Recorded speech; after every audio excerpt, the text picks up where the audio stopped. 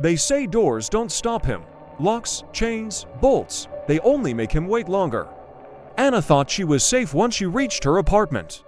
She slammed the door shut, turned the key twice, and pressed her back against the wood. Her chest heaved, her ears ringing with silence. For a moment, she believed she had outrun him. The hallway outside was empty, she told herself. The mask, the whisper, just her imagination.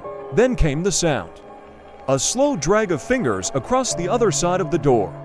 She froze, every muscle locked, the scratching stopped. And then, softly, a whisper seeped through the wood. Anna. Her knees buckled, her breath caught in her throat. She stumbled backward, staring at the door as if it might breathe. The peephole darkened. Someone was standing there. She dared to look, pressing her eye to the glass.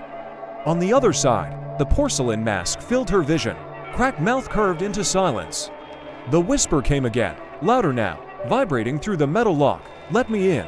The lights in her apartment flickered once, twice, then died. In the darkness, she heard the lock click, not from her side, from his. They say only one person ever lived after hearing his voice. She was found wandering the streets at dawn, barefoot, trembling, her eyes wide and unfocused. The police asked her what happened inside that apartment. She never gave them a straight answer.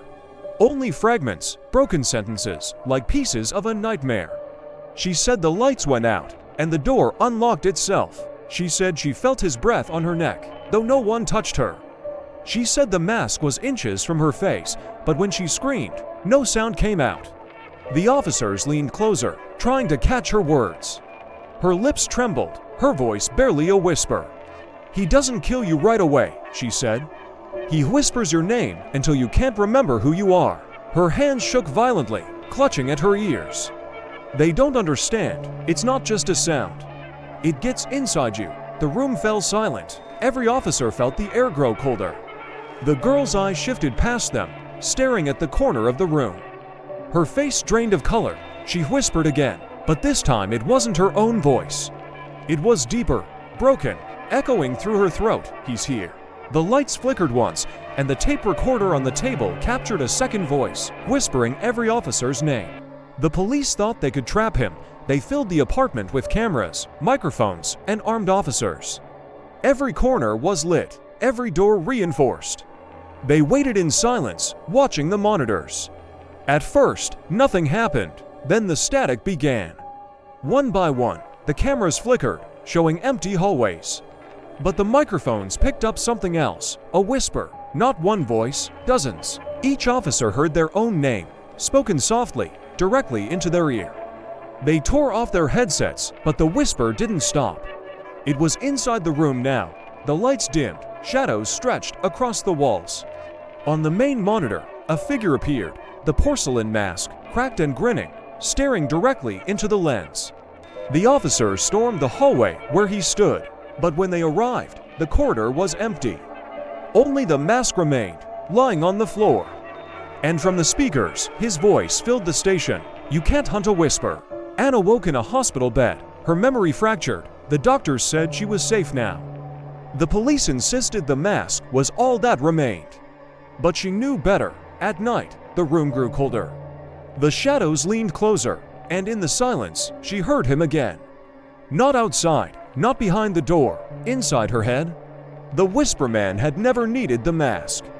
The mask was just a shell, a vessel he left behind. He was the voice itself, the echo that lived in the dark. Anna pressed her hands to her ears, but the whisper grew louder. You are mine now. Her scream never left her throat.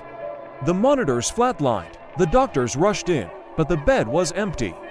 Only the cracked mask lay on the pillow, and in the hallway outside, someone whispered their names. They called him the Whisper Man. No one ever saw his full face. Only the cracked porcelain mask, pale and broken. And the sound of his voice, soft as breath. He never chased his victims. He only followed, step by step, in silence, until the whisper began. Tonight, Anna walked home through the empty corridor. The lights above flickered, buzzing like dying insects. Her footsteps echoed too loud. As if someone walked behind her. She turned nothing. Then she heard it. A whisper curling through the air. Anna, her blood froze. She gripped her keys tighter, forcing herself forward. The whisper came again, closer, almost inside her ear. Anna, she spun around. At the far end of the hallway, he stood.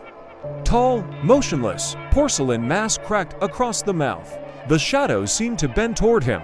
The lights flickered once more, and suddenly he was closer. She couldn't move, she couldn't breathe. The last thing she heard was his whisper, "I'm here."